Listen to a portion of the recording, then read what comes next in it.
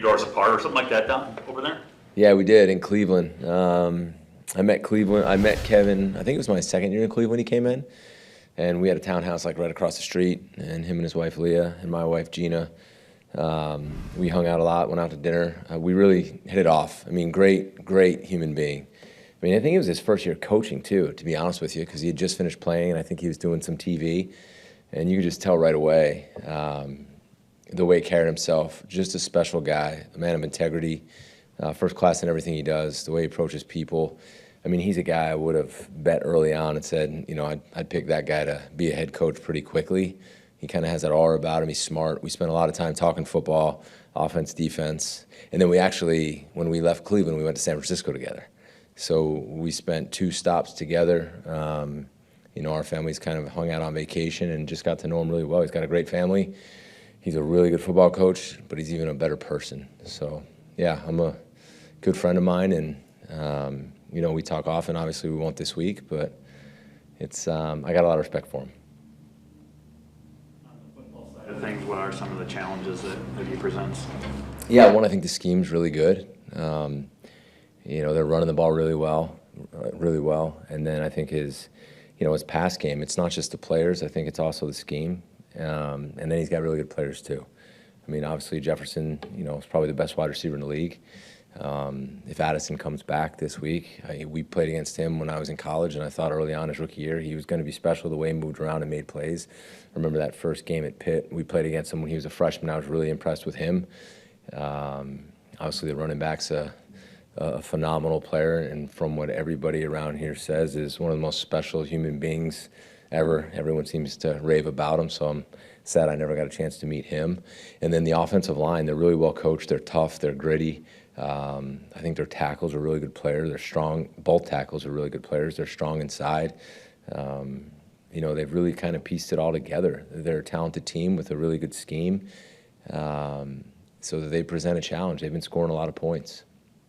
Philosophically, I mean, I know not everybody plays combination of man zone. No one just does one thing. But are you for or against having a corner on a receiver for the majority of a game? Is that something that you would do or would rather not do?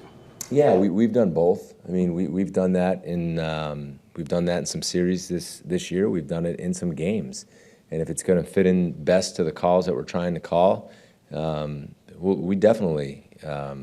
It's definitely a thing that I do believe in, for sure.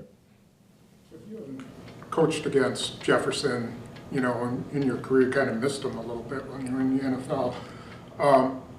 Do you have to rely a little bit on other people about how to devise a game plan? Because a lot of game plans have really failed against him, have been really rough. I mean, he's a great player. What's your impression? Say it again. Say that. What's your impression, and how much, you know, do you have to lean on some other people too? Well, one, you turn on the tape, and it doesn't take you very long to figure out how good he is. I mean, he's big, he can catch the ball, he's fast, he can run all the routes. He's good when he catches the ball and catch and run. He's got incredible hands. But we've had guys in this building who've played him. DA is coached up against him. RD and those guys have coached up against him. So, yeah, you definitely want to pick other people's brains. And I've talked to other coaches in the league about him. But all you have to do is turn on the tape. I mean, the tape speaks louder than anyone can tell me. So you got to know where he is, and you have to pick and choose times to scheme around him. You can't just scheme around him the whole game. They have other really good players too. I mean, I think that's the difference when they're running the ball really well too. So you just worry about him all game, and then you're going to look down and they're going to beat you up in the run game. And I think that's what they've done such a good job of this year, both coaching and playing. They can do both. To Rob's question about matching a guy or having a guy travel, does your defense and the things you do allow for that a little more effect? We've been told by other coaches that if you do that with a guy, it messes up all the other things you're trying to do defensively. Is that not really the case, or is that a defense by defense difference? I mean, you got to ask other coaches, and maybe it doesn't work in some schemes where they just kind of keep their corners on a side. I mean, I've kind of told you guys this a bunch. It's our job to put our best players in position to make plays. So if it's our job to put our best players on their best players, then we need to figure out how to do that. I mean, I'm not just going to walk into a game and say, the scheme is just strong enough to stop that great player. I mean, that's just not how I think. I mean, we got to figure out, how to stop their best players each week. And if that means doing something a little bit different, then it's our job to do that.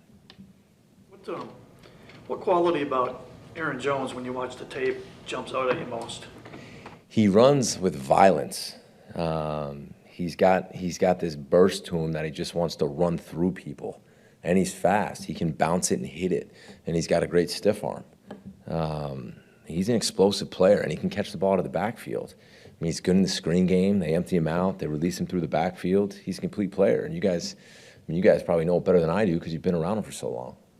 So like I said, I don't know him like everybody around here knows him. And it kind of sounds like I wish I did know him because he seems like, one of the greatest guys around, and that's awesome.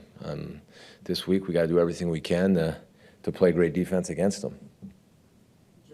When Seattle, for instance, had Earl Thomas, everybody knew it's tough to throw deep on them because he could cover so much ground.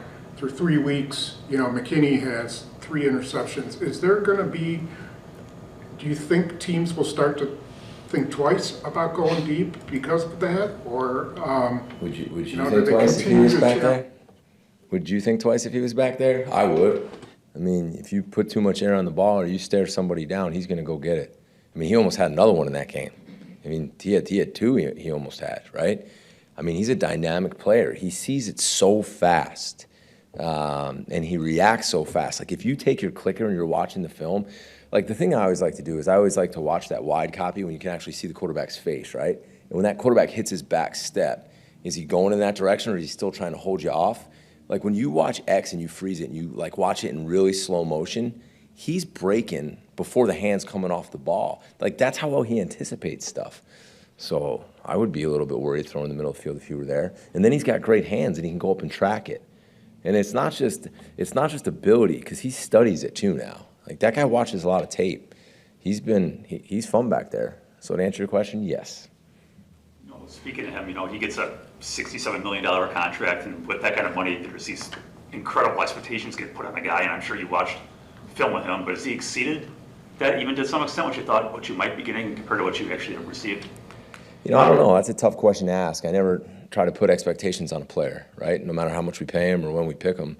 I think he's had a really, really good 3 games. And again, I don't think it's by chance. He's very, very talented, like extremely talented.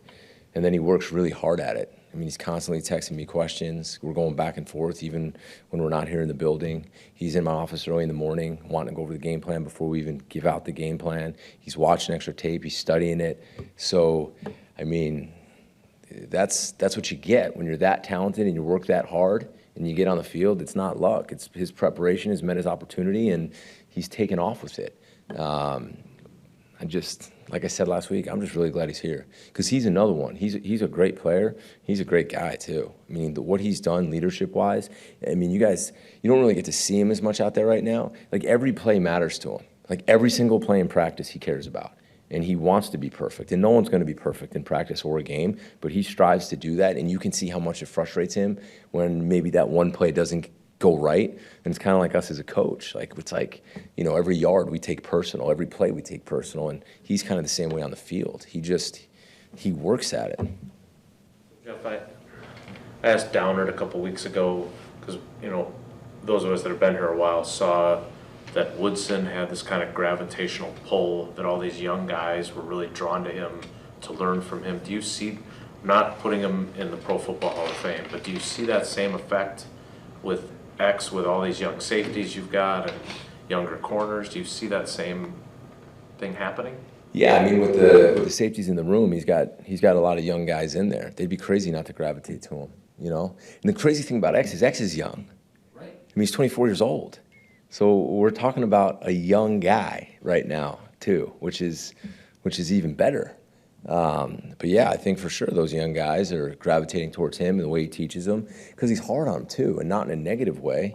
But when he's back there, he wants it all to be right, and it's awesome. It's awesome to watch. It's like we have another coach back there.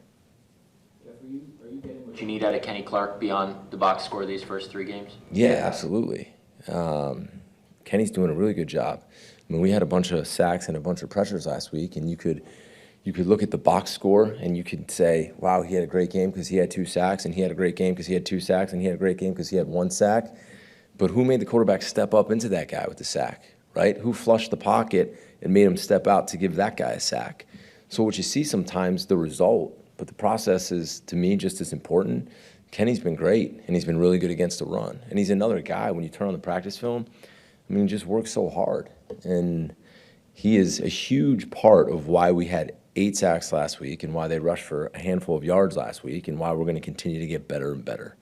So, yeah, I couldn't even tell you his stat line, but he was just as important to those 8 sacks as the guys who got them. Percentage of sacks when you rush 4 guys is pretty high, it seems like. Are you pretty satisfied, when you do just rush 4 that you're getting to the quarterback? I was last week. I mean, yeah, if you can rush 4 and you can affect the quarterback, you can play better coverage, right? By math, you have more people out there in coverage, whether it's man or zone. So I think that's always the first thing you look at. Do we have to rush more than 4? Because if we don't, that's great. We get more people in coverage. But I think, again, I think the whole thing that I tried to say last week, like this last game, we did some really good, and we did some stuff where we have to clean up and we have to get better. We're still not consistent enough. We're not. But that's going to take time. So I think what you saw last week is I see the games getting better. I see the rush getting better. I see the rush lanes getting better. I just see our team getting better. And I think you saw that last week with a lot of the 4-man rush. And I think you saw it when we started to pressure them when we could. And I just think you're going to continue to see that with those guys. The other thing that I think really helps, I mean, we're like sending waves of different guys out there. So by the 4th quarter, when the O-line has played every single play and our D-line has each played half of those snaps, they're going. Like, we looked fast at the end of the game. And I think Rebs did a great job of making sure of that, because now you got fast guys in the 4th quarter when they had to throw the ball. And that's why you saw, like, we were coming. So hope that answers that question. Downside to playing all 4 of your so-called edge guys at the same time, which you've done a few times with, all 4 of those guys? The downside is the interior guys probably get mad at us. No, there's no downside. We're doing certain things with them to get different bodies and different speed on the field. The only downside is Heavy D and Kenny probably aren't very happy with me when that gets called in. But that's just the competitive nature, right? Ultimately, I told you guys last week, the only thing that's important to me and hopefully our players are to win and for our players to have success. 2 more. Jeff, you told us from the beginning that you thought this defense was going to fit Wyatt pretty well. Obviously, we saw what he did last week. Where do you think he is in becoming the guy that you thought he would be in the system, and how far has he come so far? I think he's taken big steps from week 1 to week 3, as I would hope he would with the rest of our defense as they get comfortable. I think you see what he does in the pass game and how effective he is, but I don't know if you quite dive into how good he's been in the run game, right? The TFLs, the movement, the speed, the athleticism, the get-off, the penetration. He makes it hard for the O-line, really hard. And I think the combination of all those different bodies we have in the middle, you got some really big guys and you got some quick guys. He's kind of a combination of both. I'm a big fan of him. He works. He's a fun guy to be around. And I just, I hope, and if I had to bet, you're going to see improvement each week from him. On Jair's pick 6, he basically told us he knew what they were running based on the formation. It almost looks like he takes a step back after the snap to bait Levis into the throw. How much patience does that require from him so he doesn't jump it and Levis doesn't go there? And did that step back almost kind of bait him into that throw, you think? I'm not sure, but it was one of the. That was an unbelievable play. I don't care if he knew the play was coming or not. The execution that he had on that play and the jump he had and he read it, and then he caught it and was able to score and then do his meditation at the end. That was an impressive play. And that goes back to the importance of preparation, the importance of film study, the importance in trusting your teaching and your coaching, right? And tying it all together so that one moment happens on the field and you can take your shot. That's awesome. And I thought he played a really good game last week. Again, I think he's another guy who took a step. hopefully we're going to take another step this week. And I say the same thing. You eventually get mad at me for continuing to say, like, we have to get better, we have to improve, because I think he can even play better. And I think he's played really well in that last game. And that was a lot of fun to see.